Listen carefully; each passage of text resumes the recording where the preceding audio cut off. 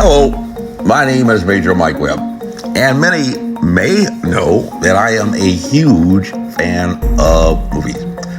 But believe it or not, that was not always the case. However, particularly as a military officer, an organization where leaders had taught from the very beginning that the formation only moves as fast as the slowest man, and when providing briefings to a large audience, like a basic training company, with a wide range of educational levels, to ensure that the learning objectives are accomplished, most often I like to resort to the lowest common denominator so that everyone is on the same sheet of music. Some gifted preachers and orators throughout history have resorted to the art of storytelling through personal experiences, fictional illustrations, comical narratives, and there was even one famous guy you might know in history who they say resorted to telling of parables. But while attending a Jesuit high school, where we had at least two priests who provided instruction on religion and personal development, that a picture may be worth 1,000 words became kind of a teaching method. But scenes from movies are entertaining. And it's hard to find an audience that doesn't like to turn off the lights and enjoy a movie, if only for a break from the routine. And I found that they even began to do this in law schools. You teach topics like evidence and other concepts that people who've never been in the courtroom may not understand. And one great popular film from the 1980s, with which probably many are familiar, actually provides a framework for thinking about a public health crisis where it appears for some that there was or is no way out. And that was actually the name of the film, in which the popular actor Kevin Costner was a star. Some may remember the scene that appeared at the old post office that has now become the Trump Hotel on Pennsylvania Avenue. And some may have even been a bit puzzled by the metro station from which Kevin Costner emerges into the food court and goes to the woman's clothing store where the model Iman worked, and noticed that none of those existed in the old post office food court. And if you caught that, you were probably familiar with the floor layout because you had been there and were paying attention to the movie, noting some dissonance. But otherwise, it was just another scene in an action-packed drama about a Navy officer with no way out. But what did that scene implicitly inform those who caught that little bit of movie magic? A person with a prior knowledge may have a deeper insight or understanding that others miss. And for this reason, quite a few persons in the current public health crisis, like my old acquaintance Jimmy Kimmel, who even made a comical video about it, to associate a medical professional as being a person who should possess the experience and training to understand a novel coronavirus and how best to prevent and mitigate the spread. Now, just common sense, if you are a doctor, does that mean that you know everything about medicine? Aren't there specialists? Are there some doctors that should know more than others? Good question. And just keep that thought in mind, because we may come back to that a little bit later. There may be a test. But let's take a little detour for now. No Way Out. For those going out to find a summer blockbuster with suspense and action, No Way Out was a brand new title that nobody had ever heard before, perhaps the trailers that we saw, the previews, waiting for this movie to come out.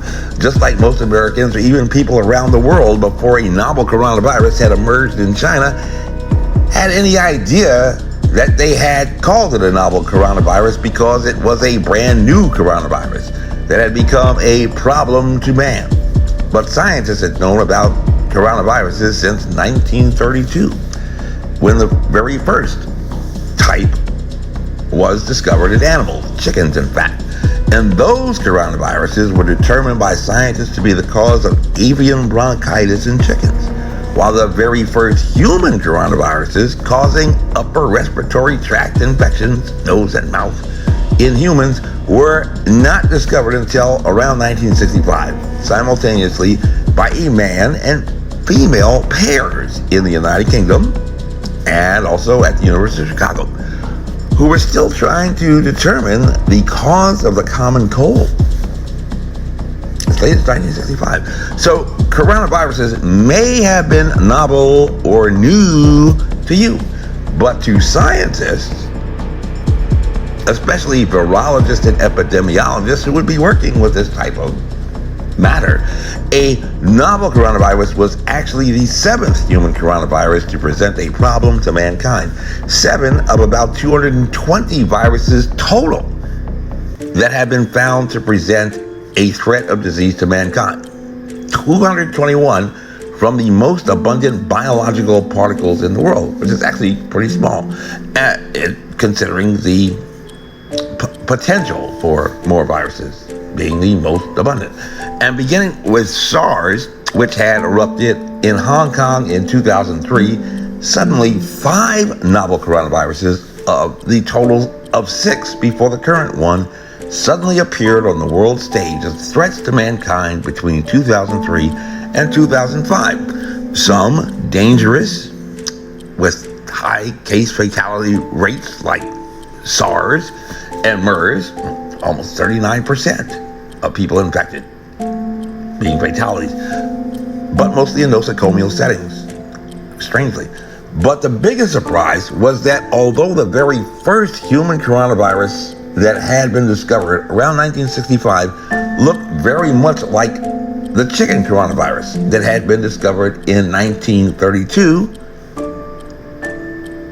these 5, including SARS and MERS, were all claimed to be somehow zoonotically evolved from an original bat source, all at least remotely related to the bats found in China, Yunnan specifically, and coincidentally the location of a military-grade virology laboratory, which has been rarely, if ever, mentioned in press accounts, which appear to present the Wuhan Virology Lab as the one and only virology lab in the entire nation of China, a nation of 1 billion people.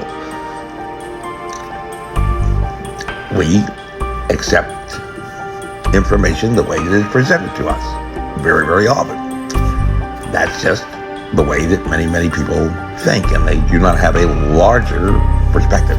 So with this little bit of history of coronaviruses that may have never been known to most, maybe new to you, especially those who do not regularly read about science, specifically virology and epidemiology and emerging infectious diseases, unless it happens to become a topic in the news, it may have come as a somewhat of a surprise to moviegoers in 1987 to learn that the title No Way Out had actually been used before by an entirely different movie, at least if you watched it on the screen, but which conceptually was the same, depicting a no way out situation. And that film is perhaps one of the least known, in which the African-American Academy Award winning actor, think of all of your African-American Academy Award winning actors, was the first, which hit the theaters in 1950. And believe it or not, just like in the familiar Sidney Poitier film, Guess Who's Coming to Dinner, with Spencer Tracy and Katharine Hepburn, he portrayed a doctor starring with Richard Widmark. And long before he had teamed up with Tony Curtis in the 1958 film, another famous film of his, The Defiant Ones, Sidney Poitier was connected to a prison, albeit not shackled to another prisoner, at least not in the physical sense. This was one of the many in vogue integration films from Hollywood with Sidney Poitier, like In the Heat of the Night, They Call Me Mr. Tibbs, depicting the race struggle. And in the 1950 version of No Way Out, Sidney Poitier portrayed Dr. Luther Brooks, a resident at the local prison. Also, Police in the Field, another integration type of film with Sidney Poitier, who had to treat the Biddle brothers, 2 stone-cold racists who had been injured with minor wounds in a bank robbery and nearly set off a race riot after one of the Biddle brothers had died under his care for a minor wound, with Ray Biddle convinced that the black doctor Luther Brooks had to have intentionally killed his brother. And Sidney Poitier became a character in a drama where there appeared to be, guess what? No way out. Why? Because of emotions. So what do we derive from just that vignette that becomes a central theme in the Kevin Costner summer blockbuster? Ray Biddle did not even want to be treated by a black doctor, and certainly not an intern who had just become a resident at the integrated prison, and became even more fixated upon his feelings and not focused on the facts because Dr. Brooks had actually employed a scientific method to determine that Ray Biddle's brother had a larger problem that had to be addressed. A larger problem than a simple gunshot wound not known to his own brother, who didn't know the science and had determined that he was in a late stage of brain cancer, which had actually led to his decease.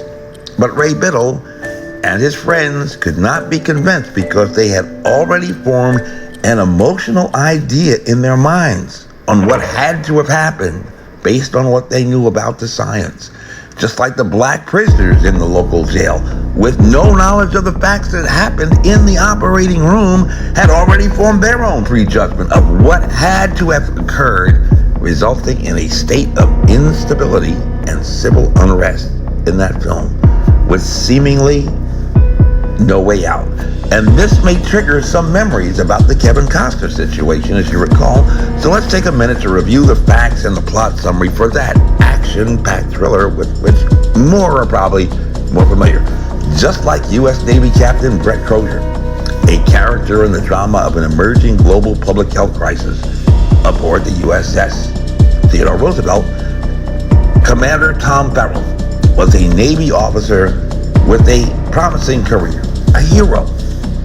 But very early on, the moviegoers are introduced to a plot-twisting character who was known in intelligence circles as a sleeper Russian agent who had been codenamed Yuri, who Defense Secretary David Price, portrayed by Gene Hackman, knew to be a total fiction, but a useful fiction after he had killed Susan Atwell, who was his mistress, but also Commander Farrell's girlfriend, whose identity Secretary Price did not yet know, but discovered had existed as a person, and desperate to save his own military career, what happened?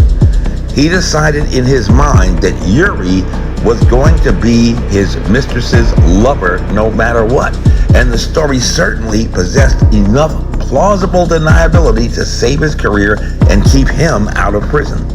Commander Farrell, on the other hand, had a similar personal motivation, but a little conflicted. He knew that he had not killed his girlfriend, Susan Atwell. He knew that his new boss, Secretary Price, had in fact killed her, and he knew that he was in fact, the plot twist, the fictional character Yuri, for whom everyone was now seeking to apprehend, and he appeared to have what? No way out. And so, adding to this nuance of personal motivations, the 1987 Kevin Costner film adds a nuance to the 1950s Sidney Poitier film, where the personal motives are not quite as strong at preventing resolution of their no way out dilemma. And if you have been paying attention to the news on the current public health crisis, you may have found some familiar themes on a no way out. Have some persons appear to demonstrate underlying motives or an agenda separate and apart from resolution of the current public health crisis, like in both versions of the film No Way Out. Perhaps you've seen this in echo chambers, where people retreat to find out about the novel coronavirus and the pandemic and the proper response. Have you determined that some persons may have some ill-conceived ideas, maybe about the virus, maybe about vaccines, about the problem, like in both versions of the films No Way Out? Are there high stakes at issue in the public health crisis? Money to be made, careers to be advanced, like in both versions of the film No Way Out? And you probably have to agree that the current pandemic is a whole lot like those two Hollywood films, at least one of which is probably more familiar to you. So rather than trying to solve this complex problem that is global, I'm going to employ a little lesson that I learned while attending religion class at our Jesuit high school. I'm going to ask you, after looking at this video, to think about the issues raised as applied to the pandemic and place yourself in the role of the movie director, not one of the actors, or the writer for a pandemic no way out movie blockbuster. And I want you to do some homework by assembling your thoughts, applying some of that creative energy, writing that great novel or movie screenplay that you've always wanted to do, and write a screenplay or film treatment on how these characters in this movie can break the impasse to find a solution where there appears to be no way out in the pandemic, and discuss it with your friends. This briefing is unclassified, as you were.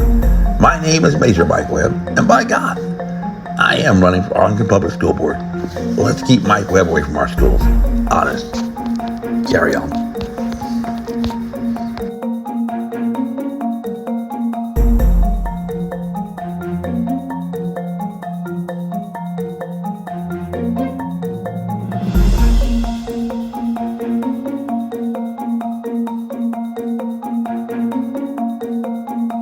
This advertisement was authorized by Mike Webb.